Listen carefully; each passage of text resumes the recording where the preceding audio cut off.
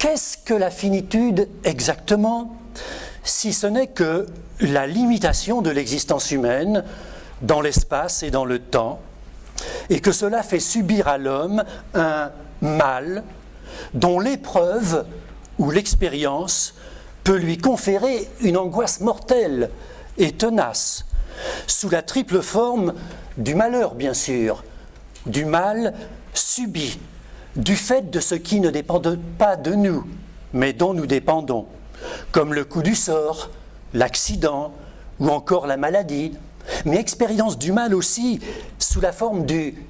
méfait, du mal commis, du mal que l'homme fait à l'homme, ou encore la violence, qu'elle soit administrée consciemment et volontairement, ou effectuée par les effets pervers d'actions dont les conséquences finissent par nous échapper, comme dans un amour échoué, ou comme dans une action politique qui tourne mal. Expérience du mal, enfin, sous la troisième forme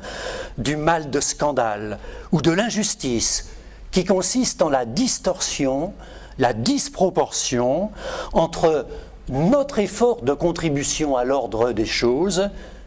et puis la maigre récompense, la maigre rétribution que nous en recevons, que ce soit dans la vie privée ou dans la vie publique. Alors, cette triple expérience du mal que fait chacun d'entre nous ne nous confère-t-elle pas,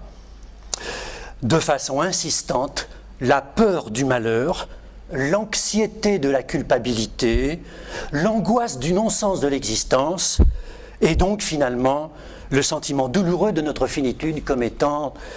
indépassable. Cependant, une telle prise de conscience de notre finitude ne témoigne-t-elle pas, en et par elle-même, de quelque transcendance ou supériorité, si l'on veut, de l'esprit humain à l'égard de sa propre finitude, puisque, en commençant à se la représenter, cette finitude, l'homme se met en face de ce dans quoi il était inconsciemment pris auparavant, sa peur, son anxiété, son angoisse, et cela en les objectivant ou en les thématisant, comme on dit en philosophie, pour en parler avec autrui, notamment, ce qui pourrait lui être un début de libération à l'égard de son malheur, comme de sa faute, que celle-ci soit actuelle ou potentielle. N'est-ce pas prendre le chemin de la philosophie que de commencer ainsi à passer, comme en ce moment, d'une existence subie dans l'adversité muette à une essence recherchée par le discours d'un exercice partagé de la raison, c'est-à-dire de la faculté de l'esprit humain de se représenter les choses par l'intermédiaire des idées qu'il s'en fait, comme nous le faisons en ce moment même, en nous formant une idée de la finitude, tout en nous en parlant, ce qui nous libère quelque peu de notre tourment. Enfin, espérons-le.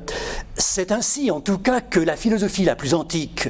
et la plus classique nous appelle à combattre le mal moral, la violence, par l'exercice de la vertu de bienveillance et de bienfaisance, ce qui est, selon elle, le moyen le plus sûr de combattre le malheur lui-même, et donc de rechercher et de trouver un bonheur mérité, car médité,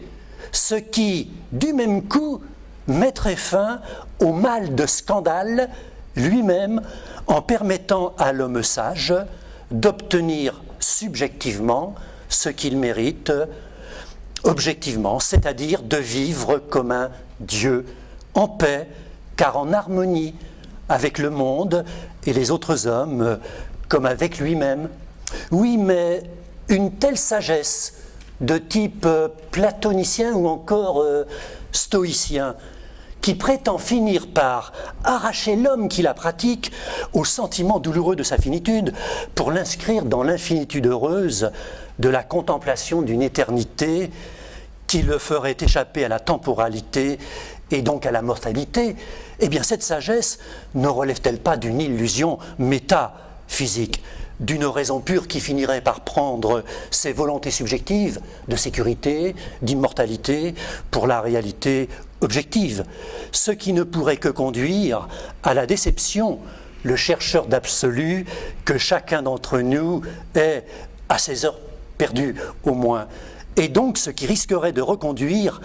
à l'angoisse redoublée de la finitude, comme cela semble bien être le cas de l'homme moderne et surtout contemporain, nous qui sommes si inquiets de notre condition malheureuse, ce dont il faudrait bien que la philosophie finisse par s'instruire.